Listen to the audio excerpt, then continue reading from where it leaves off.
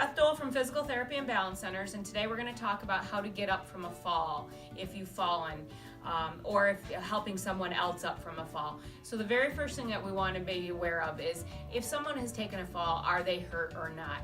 If there's any signs of an injury, if they appear shocky, if they appear intense pain, if they can't coordinate their movement of their legs, those are all indications that your best option is to call 911 and have EMS come and evaluate that person for a fall.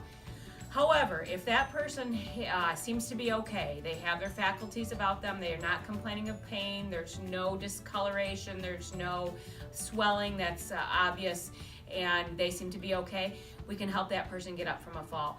What we don't want to do is we don't want to grab their arms and pull that person forwards, because oftentimes that can either cause you to lose your balance where you might fall, and or we can cause some shoulder issues by pulling on that person.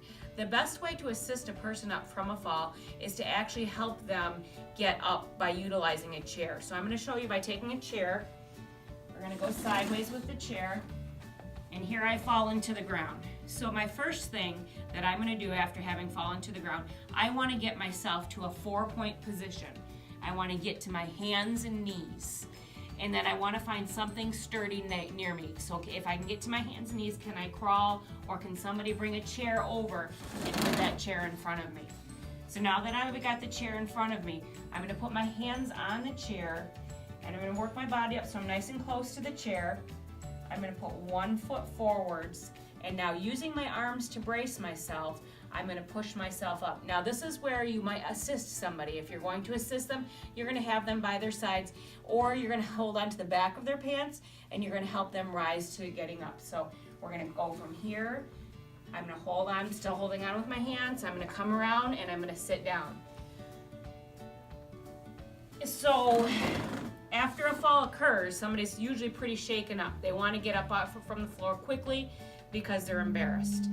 Once they get to that seated position, you want to let them take some time to rest. Yep.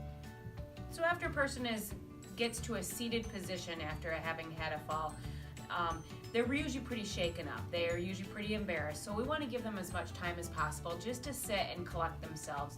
And that's also another good time to kind of just really reassess and reanalyze what's going on. Checking the legs, checking the ankles, checking the hips, making sure that there's no pain.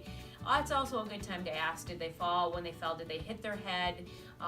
Do they have any dizziness? What other symptoms are going on? If in fact they're complaining of dizziness, again, you want to let them sit, but if it doesn't resolve itself and within 5 minutes or so, I would probably call EMS just to have that person be evaluated, because sometimes when a fall occurs, whether it's the hit of the head or just the violent nature of the head movement, that can be enough that we can cause a little bit of bruising into the brain or bleeding into the brain, and those symptoms can come on and become worse over time. So getting a good evaluation would be important on that one. The other thing is, after they've rested for a while, then we kind of want to evaluate what caused the fall. Oftentimes the falls in the elderly are going to occur because they were walking fast to try to get somewhere. They were walking on an uneven surface. Maybe they needed to have an assistance of a walker or a cane and didn't, and that was probably part of the fall. And it can be the uneven ground, for instance, an uneven sidewalk, and they can't pick their feet up high enough, or going over a curb. So then we want to look at that and try to evaluate how could we prevent that fall. And we sometimes will recommend that we wait a day or so and then talk to the person about what could we have done to prevent the fall from occurring. Okay, so what happens if you fall at home and you don't have anybody to help you to get up from that fall at home? There's a variety of things that you can do at home. One of the things that we talked about first is we want to try to get you as best as possible to your hands and knees.